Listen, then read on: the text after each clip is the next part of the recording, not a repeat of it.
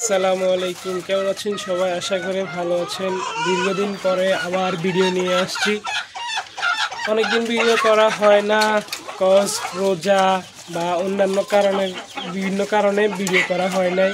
তো আজকে ভাবছিলাম যে এখন যখন একটু সুযোগ আছে একটু ভিডিও করে সবাইকে দেখাই আমার খাবারের কি অবস্থা।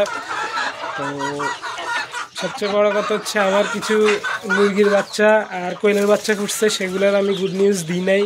কাজ হচ্ছে আমি যতবারই গুড নিউজ দিছি ততবারই আমার বাচ্চাগুলো মারা গেছে, মানে কোনো না কোনো একটা প্রবলেম হয়েছে। তো আজকে আমি আপনাদেরকে আমার মুরগি, কোয়েল পাখি আর বাচ্চাগুলোর ডিটেলসগুলো দিব, যে কি এতদিনে কি কি অবস্থা হয়েছে, খামারে কি উন্নতি হয়েছে।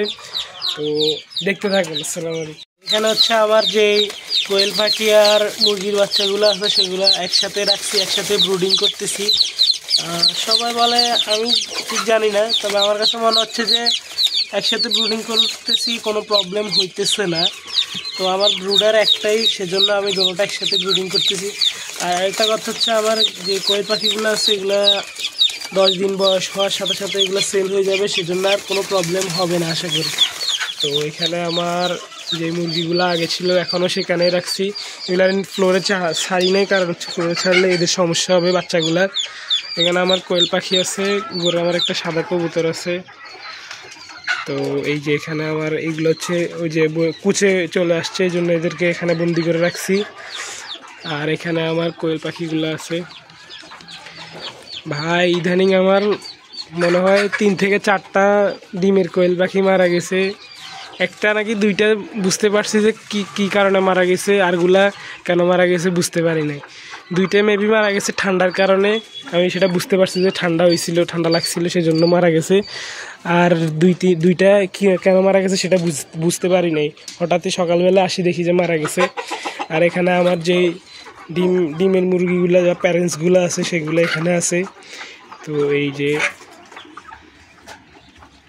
এখন তো অনেক কমে গেছে মুরগি, আমার আগে অনেক মুরগি ছিল, কিন্তু এখন মুরগি কমে গেছে। ওই যে মাঝখান দিয়ে সবাই দেখছেন আশা করে, মাঝখান দিয়ে অসুস্থ ছিল আমার মুরগিগুলা। সিজন শেষের কারণে, ঠান্ডা শেষের দিকে ভাইরাস অ্যাটাক করছে, যার কারণে আমার অনেকগুলো মুরগি মারা গেছে। এখানে আমার মুরগিরা ডিম পাড়তে বসতেছে। 4টা খাঁচি দিছি ওদেরকে ডিম পাড়ার জন্য। যে এখানে আমার কিছু মুরগি, অনেক গরম পড়তেছে আজকে।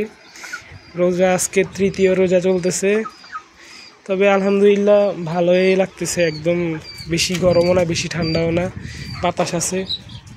তো আজকের জন্য ভিডিও এতটুকুই। আসসালামু আলাইকুম, সবাই ভালো থাকবেন। আমার ফেসবুক থেকে দেখলে ফলো করবেন, ইউটিউব থেকে দেখলে অবশ্যই সাবস্ক্রাইব করবেন। আসসালামু আলাইকুম।